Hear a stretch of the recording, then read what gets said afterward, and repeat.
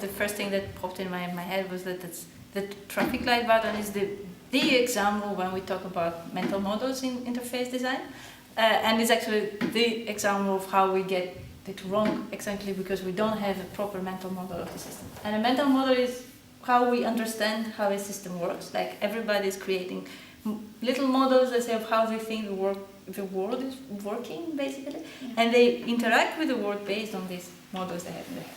So when it comes to the traffic light button, we actually really have no clue how the whole system works, and that causes all the faulty behaviors, like people pressing the button continuously and hoping that something will happen. And this is, as I say, in literature is always an example of how our behaviors are erroneous, like faulty, exactly because we don't have a proper mental model. For many reasons. I think, first of all, because it reminds me of accessibility, that we take care of people with visual impairments and things like that. So that's the one thing that I'm happy to realize, that the city is taking care of these things. And also because I think it reminds you that this thing is very local.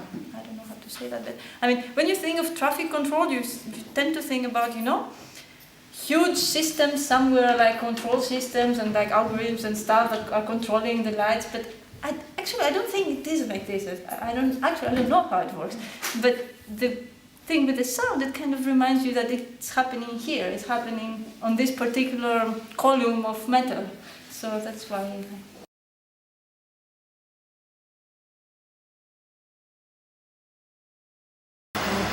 No, I do not have much problems with things that are not working, but there are some buttons of which you cannot see if it's pushed already or not. And then a bunch of people is waiting, and you don't know if anyone pushed the button. That's a little bit silly. Yeah. The only thing is sometimes when you come by bike, then the pole where the button is on is not exactly there where you want it on biking. But sometimes you can lean really neatly on the pole. Kadang kalau kita lagi bersepeda, saya antriannya panjang dan kecilnya. Jadi kadang orang di depan samping yang harus tekan tombol lampu merahnya kadang lupa, jadinya kita harus saling ngasih tahu, oh bisa tolong tekan nggak?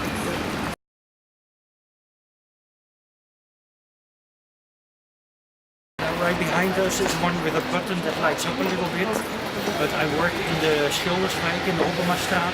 They have some new buttons. If you push them, nothing happens for a while until the light turns green. So you have them with a sensor, and you have them where you really have to push the button. I think on my way from the center to the Oppermastraat, that's three different kinds of buttons. Oh, I never noticed. I think there must be many different ones. Some of them indicate how long you have to wait.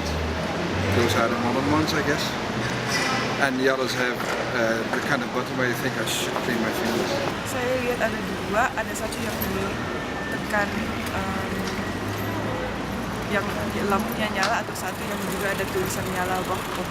Oh, okay. Waktu. Ya.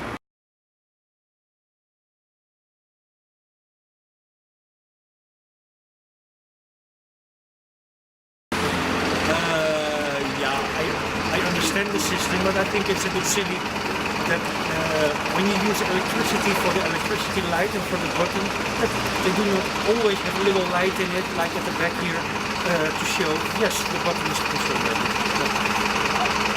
Oh, I think kalau neken sekali aja itu cukup, dan itu mempercepat proses, mempercepat sampai lampu.